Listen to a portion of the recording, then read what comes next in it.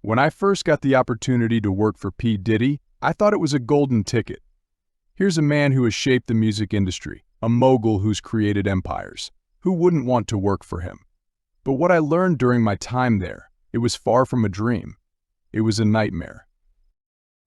You think it's going to be luxury, success, and amazing opportunities. And at first, maybe it feels that way. You're in the middle of all this energy, surrounded by talented people. And you feel like you've made it. But the reality was much darker. What I experienced changed the way I see the industry forever. Recently, you've probably heard about the serious accusations against P. Diddy, allegations of sexual harassment, abuse, and intimidation. These are serious claims, and I can tell you from personal experience. They're not surprising. Diddy's behavior behind the scenes was nothing short of manipulative and abusive, and I know this because I lived through it. For me, it went beyond the usual tough boss stuff. Yes, he had impossible deadlines and insane demands, but that's not what I'm talking about. I'm talking about the personal side of things, how he crossed boundaries that should never be crossed. I remember one day we were in a meeting, and what started as a professional discussion quickly turned into something else, something deeply uncomfortable.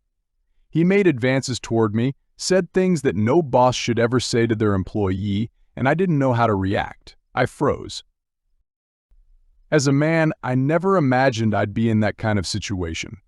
We don't often talk about men experiencing sexual harassment, but it happens. And when it happens, it's shocking, confusing, and honestly humiliating.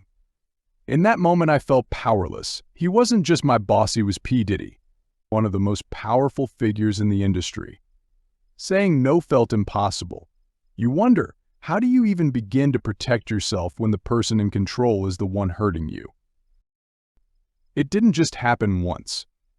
There were multiple incidents where he crossed those same boundaries, making me feel more and more trapped. The lines between work and inappropriate behavior were constantly blurred, and each time it happened, I felt less and less like I had any control over my situation. I didn't speak up. How could I? This was P. Diddy, and I was just trying to survive, to hold on to my career. Looking back now, I regret staying silent for so long. I see now that silence was what enabled him to continue. But in the moment, when you're in that position, you feel like you don't have a choice. I thought that if I just kept quiet, if I just pushed through, I could survive it and keep my job. I could keep my career intact. But the truth is, the emotional toll was huge.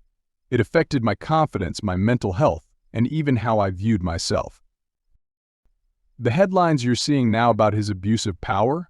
Believe them. I saw it with my own eyes. Whether it was sexual misconduct or emotional manipulation, the way he treated people was cruel. And I know I'm not the only one who experienced it.